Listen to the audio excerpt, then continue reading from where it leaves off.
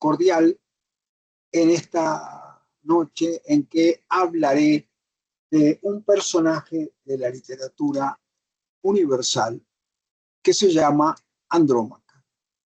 En la diapositiva que pueden ustedes observar, decimos Andrómaca, personaje intertextual. El intertexto es una manera de tener en cuenta que en la literatura los temas se repiten. Quizás no se reiteren con el mismo contenido,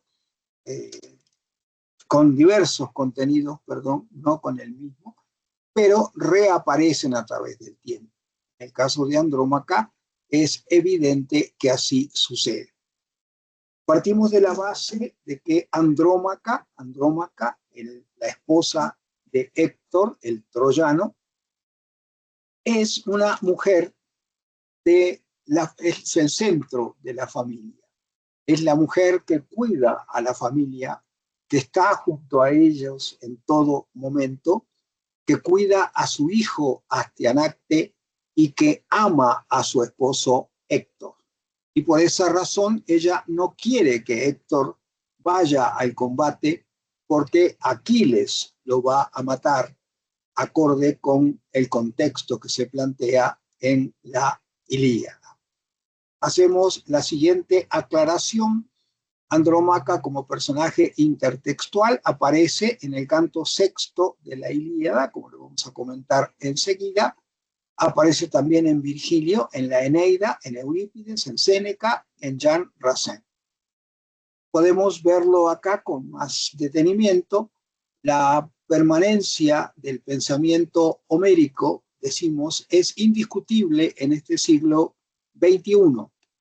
No solo en las obras que lo han intertextualizado, me refiero al pensamiento homérico, sino también en la existencia de los hombres.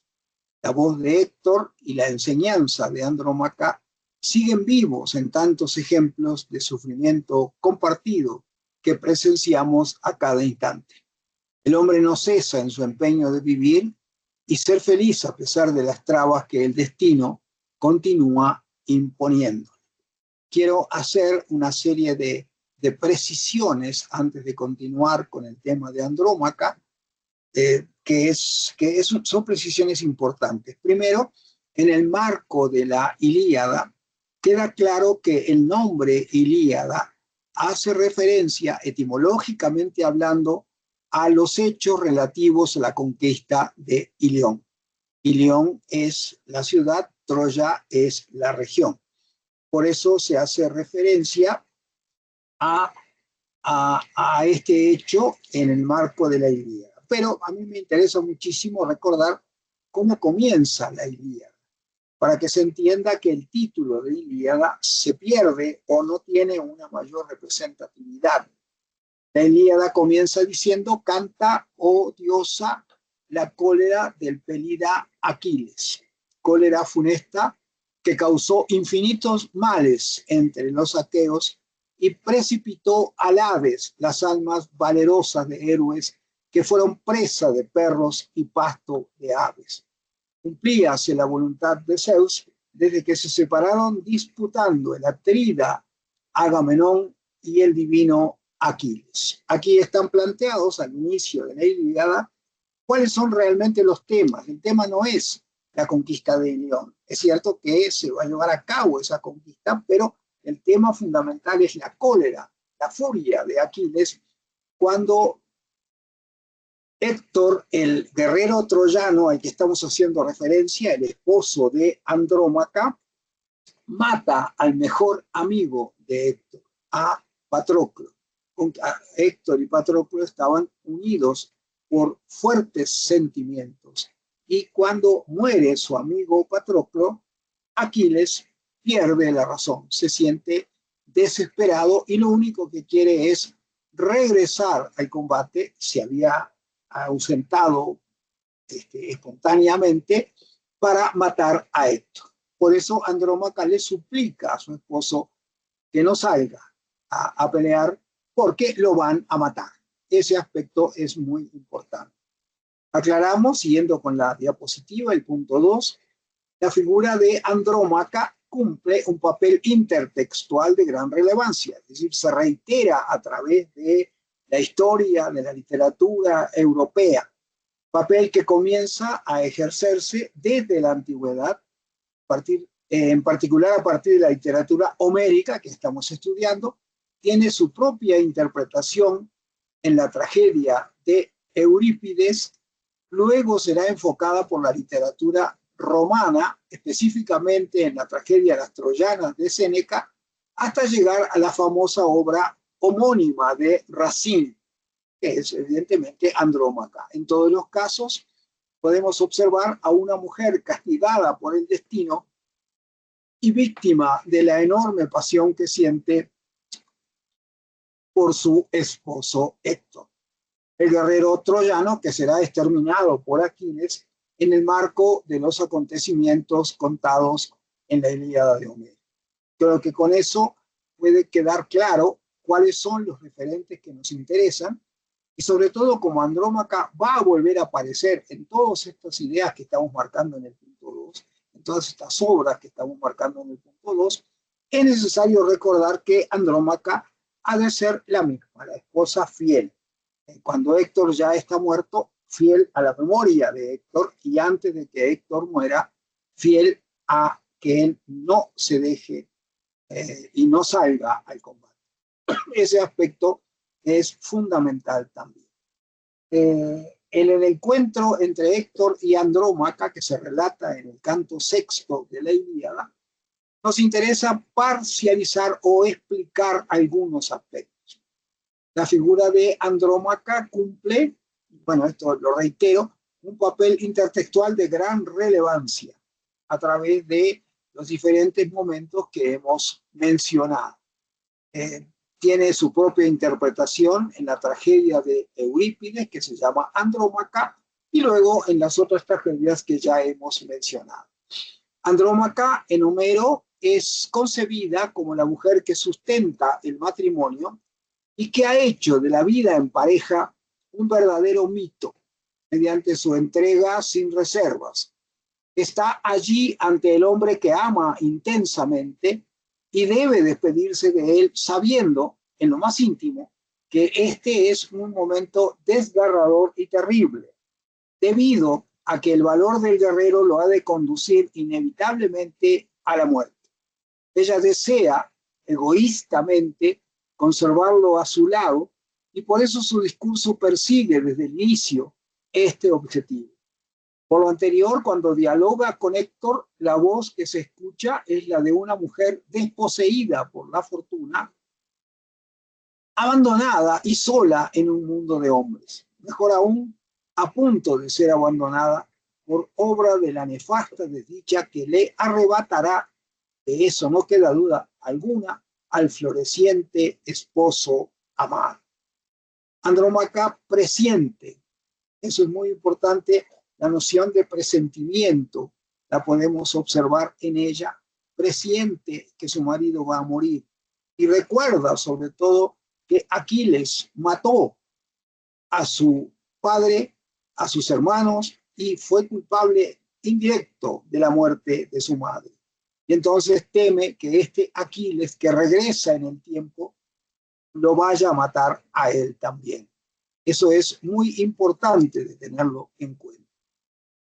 Andrómaca posee desde sus orígenes como personaje esa capacidad tan peculiar para amar entregándose, para amar sin reservas, pero al mismo tiempo es dueña de un sexto sentido, que lo mencionaba hace un momento, de un don profético que la acompañará en prácticamente todas las interpretaciones que seguirán a Homero. Las palabras que pronuncia en el discurso citado están llenas de una amargura incontenible. Ella sabe, con esa sabiduría que solo puede dar su corazón enamorado, que la muerte ronda. La muerte ha sido siempre la gran enemiga de los seres que se aman y que ahora pretende interrumpir esta cadena de afectos que ha unido a los esposos durante tantos y tantos años.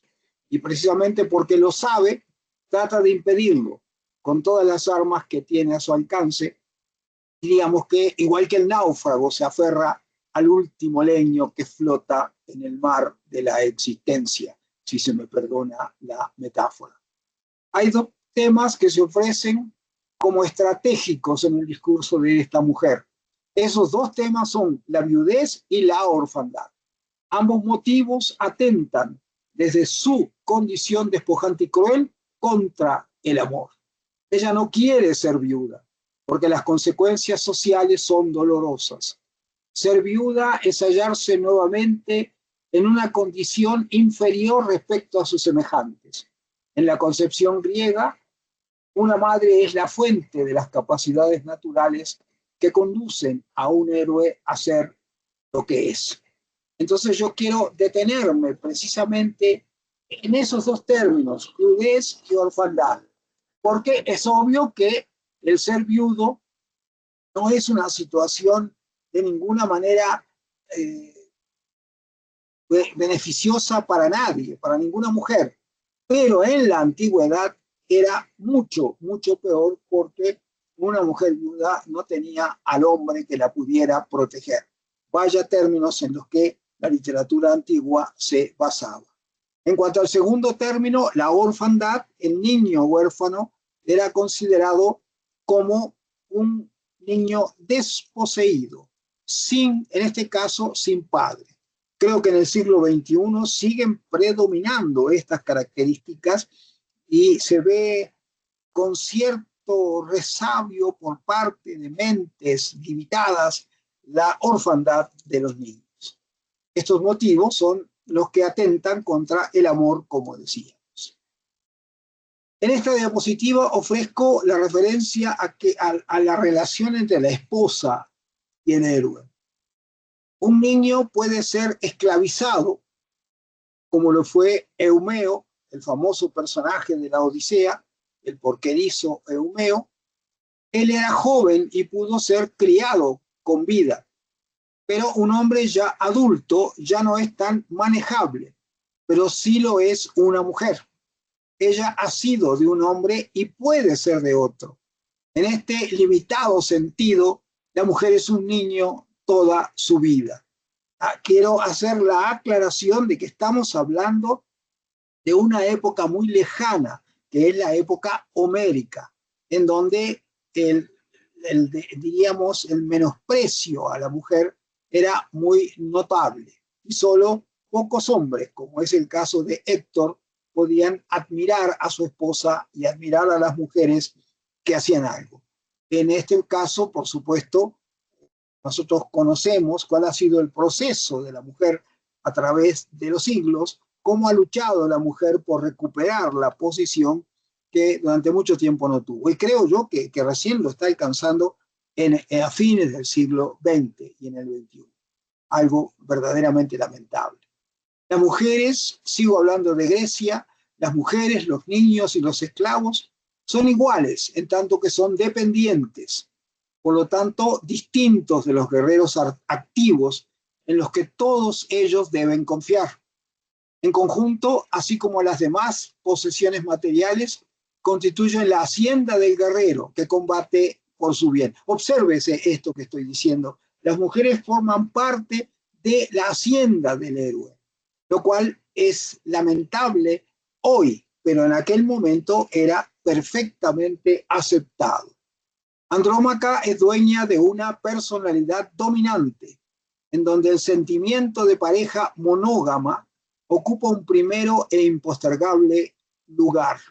Es interesantísimo y muy importante destacar la monogamia de Andrómaca, sobre todo en un pueblo como el griego, de alguna manera el hebreo también posteriormente, la poligamia de hecho era algo que se daba de una manera muy clara. Ella sostiene una monogamia, el amor a su esposo fundamentalmente. Ella no desea pensar en un futuro sin Héctor, porque sería esta circunstancia la enorme prolepsis de sus tormentos infinitos. La palabra prolepsis la utilizamos como el anuncio de algo que va a venir. Y entonces sería esta circunstancia de la muerte de Héctor, la anunciación, diríamos, de los tormentos infinitos que la esperarían. Por eso lucha con todas las armas que el discurso le da para elaborar una argumentación que convenza a su esposo de lo inútil del sacrificio que piensa llevar a cabo regresando al combate. Por otro lado, la condición de huérfano de Astianacte, como ya lo mencionábamos, implica otra limitante para el amor que en este presente los une. El niño es la consecuencia hermosa del enamoramiento que los identifica, y por eso abandonarlo a su suerte es un modo implícito de negar ese mismo amor. Andrómaca es hija expósita, por lo que habíamos aclarado anteriormente. Aquiles mató a su padre, mató a su madre, decíamos indirectamente, porque la madre murió de angustia, de tristeza al ver morir a sus familiares, pero ella quedó desamparada, quedó huérfana. Volvemos al tema de la orfandad. La Andrómaca huérfana no quiere tener que ver en el futuro a un hijo huérfano también. Andrómaca conoció en su pasado lo que implica entonces la condición de desamparada. Ser huérfano es no tener un padre que lo defienda y ampare de la maldad del otro.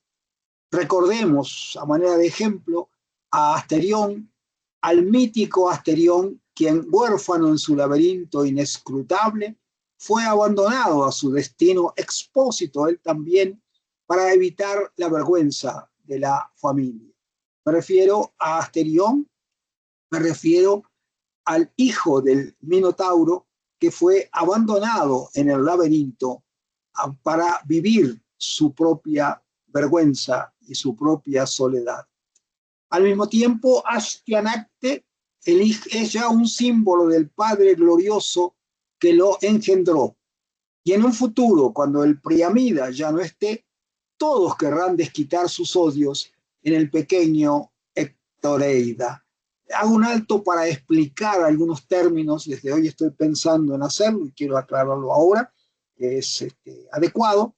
En primer lugar, hablar de lo que significan las etimologías de los nombres propios. Los nombres propios en la Ilíada son nombres parlantes, es decir, tienen una significación. Andrómaca significa varonil en el combate. Andro es hombre y mage es guerra. Ella es varonil en el combate, se alude con esto a una situación muy especial. Otros elementos que acá aparecen, Astianacte, ya lo explicaremos más adelante, pero lo adelanto, significa el que salva a la parte baja de la ciudad. Troya tenía una parte baja por donde era más factible que el enemigo pudiera ingresar. Asti es esa parte baja y Anacte es salvar. Él entonces es un símbolo, Astianacte, el nombre de lo que su padre hace, salvar a Troya. El término Priamida significa hijo de Príamo y nos referimos a esta situación muy importante. El hijo de Príamo es Héctor. Entonces, por eso hablamos de Priamida. Y Hectoreida es el hijo de Héctor, es decir, Astianacte. Queda aclaradas estas etimologías para aludir a la importancia que tienen en la literatura clásica griega los nombres y su significación. Continúo. Permitir que esto suceda será una forma de no velar por la suerte de su hijo, permitir que su hijo quede solo. Al menos es lo que piensa la mujer que, dominada completamente por la pasión que le acerca a su esposo, no puede ni quiere concebir un mañana sin él. Es egoísta, con ese egoísmo que solo el cariño inmenso sabe dimensionar. Se aferra a una argumentación que su marido refutará cuando se dirija a ella. Es muy importante y sobre todo que no se entienda mal el término egoísta, porque es un egoísmo natural y explicado perfectamente bien. Si hablamos un poco ahora de Astianacte, del niño abandonado, del niño huérfano, decimos que la doble hipérbole expresada a su vez en términos de prolepsis, Los aqueos te acometerán todos a una y acabarán contigo, le dice Andrómaca a Héctor, y agrega, y preferible sería que al perderte la tierra me tragara. No hace más que reflejar los temores de esta mujer, quien ve la amenaza que representan todos y cada uno de los griegos, unidos en el odio que sienten por el guerrero troyano, al mismo tiempo que se descubre en ella, que se descubre sola y desesperanzada al encarar un futuro sin Héctor, un mañana sin amor, un porvenir vacío. Todos aquellos que alguna vez han amado podrán comprender el alcance de estos términos en el glorioso personaje que es Andrómaca. Por eso ella le pide que se quede en la torre, que no salga a combatir. Pero me falta aclarar algo más que quiero que no quede pendiente. La doble hipérbole, es decir, la exageración literaria, hipérbole, resulta expresada por los aqueos te acometerán todos a uno y acabarán contigo. Evidentemente es eso lo que todos quieren, matar a Héctor, pero no todos podrán matarlo. Incluso habrá un símbolo cuando Héctor esté muerto en el campo de batalla, todo el ejército griego desfilará ante el cadáver y hundirá su lanza nuevamente en el cadáver de Héctor. Entonces esta hipérbole tendrá su sentido en los hechos, lamentablemente. Preferible sería que al perderte la tierra me tragara. Ahí hay términos, ahí está el término de prolepsis, anticipación, anuncio de algo que va a pasar. Ella no quiere vivir sin él y siente este horrible temor. En cuanto al hijo, volvemos al número 2, el nombre Astianacte alude etimológicamente, ya lo habíamos dicho, a aquel que salva la parte baja de la ciudad. En su nombre va implícito un canto al Padre amado, que es al mismo tiempo un grito, una exigencia. Quédate en la torre, le dice. Allí es donde la táctica militar más apropiada indica que debe estar. Pero, ¿qué sucede? Andrómaca es una mujer y por lo tanto ella no tiene derecho a hablar de estrategias militares. Eso no lo pienso yo, eso lo piensa Héctor en el marco de la Ilíada. La voz silenciosa de Astianacte, que calla totalmente en ese momento, el niño pequeño está asustado, no dice nada, no será tenida en cuenta, porque Héctor, más que un padre, es un soldado que cree en su arete con el sentido de virtud, y que morirá si es necesario para mantener muy en alto su condición honorable. Un ejemplo que puede explicar mejor este aspecto que estamos explicando de Astianacte. Cuando Héctor se acerca a despedirse de su hijo amado, el niño, al verlo con el casco adornado con crines de caballo, se asusta de su padre. Y Héctor se quita el casco, y cuando Héctor se quita el casco, el niño acepta su presencia, se acerca tiernamente a él. Esto significa, básicamente es uno de los grandes símbolos que tenemos en la Ilíada, que el niño rechaza al guerrero porque el guerrero, yéndose y muriendo, lo va a dejar solo. Y cuando ve a su padre, con gran cariño, se aferra a él. Pero los dados ya están echados, no hay forma de volverse atrás. Eso sería un aspecto a tener en cuenta en cuanto a esta situación de Astianacte a la que estamos haciendo referencia. Veamos ahora la noción de matriarcado, que es lo que nos interesa marcar.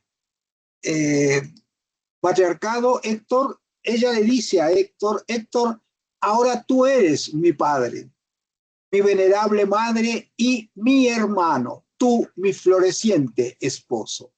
Estas son tiernas palabras de Andrómaca, quien está marcando algo que es fundamental en el pensamiento homérico. Ella ha dicho primero que Aquiles mató a toda su familia. ¿Y quién le queda? Solo Héctor. Y mediante una hermosa metáfora le dice, tú eres mi padre, porque el padre está muerto, ahora cumple el papel del padre, mi venerable madre y mi hermano. Pero por último, tú, mi floreciente esposo. Vean ese presente doloroso que está dado en las palabras floreciente esposo. No pueden existir términos de mayor entrega que en el reconocimiento de la situación presente de Héctor revelan el amor intenso que la une a él. En el pensamiento homérico, la idea de la madre es reveladora de una enorme fe en la mujer, quien en esencia se yergue como la dadora de vida. Andrómaca permite que su pasión amorosa actúe en doble punta de lanza. Por un lado es esposa, tierna y sufriente. Por otro es madre desolada de su hijo pequeño.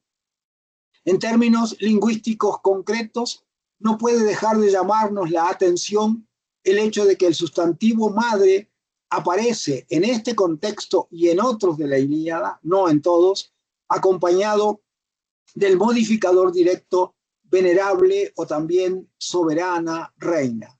Este vocablo adjetivo parece que ha resultado lingüísticamente fosilizado y que por alguna razón histórica permanece allí, diferenciándose así del sustantivo padre, que emerge en la mayoría de los casos sin acompañamiento morfológico que lo modifique.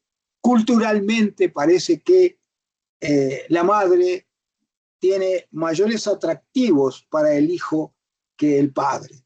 Eso es muy importante manejarlo y verlo reflejado aquí. El niño está con su madre, pero extrañará profundamente a su padre cuando él no esté. Observemos en esta otra diapositiva la cuestión de la angustia y dolor. Venerable madre, que era el término que aludíamos anteriormente, puede esconder la potencia profunda de un pasado, de un ayer, ¿no?, en donde la madre destacaba por su papel dominante, llegando inclusive a estar al frente del clan mediante su condición de mater familia. Y de esta manera el matriarcado habría funcionado como un estatus anterior al propio patriarcado. En segundo lugar, floreciente esposo expresa tan solo la emoción presente de la cónyuge que se ve en la obligación de alabar las virtudes del marido, a quien no solo ama con extrañable entrega, sino que también le ofrece su tributo como lo que él representa, el eje de la casa y la guía constante. Alguna vez le oí comentar este aspecto a una profesora en la licenciatura, era profesora de griego justamente, y ella sostenía que los adjetivos que acompañaban a madre, venerable, santa, gloriosa, etc., venían de un pasado y hablaban de una veneración muy especial que el pueblo sentía por la madre, la representación que tiene. Creo que son términos que nosotros podemos comprender perfectamente bien, sobre todo en los días en que festejamos a la madre, el profundo amor que se siente por ella y la situación a la que estamos haciendo referencia siempre es actual. De esta forma, el matriarcado de ayer, en la Ilíada, por supuesto, constituye una especie de nostalgia referida a un pasado que se ha marchado definitivamente y que pervive todavía en estratos lingüísticos de alguna manera arcaicos. ¿Por qué? Porque decir veneranda madre, no, venerable madre, como dice, no es algo que se use directa para decírselo a ella directamente, sino que recupera un pasado, una nostalgia del pasado.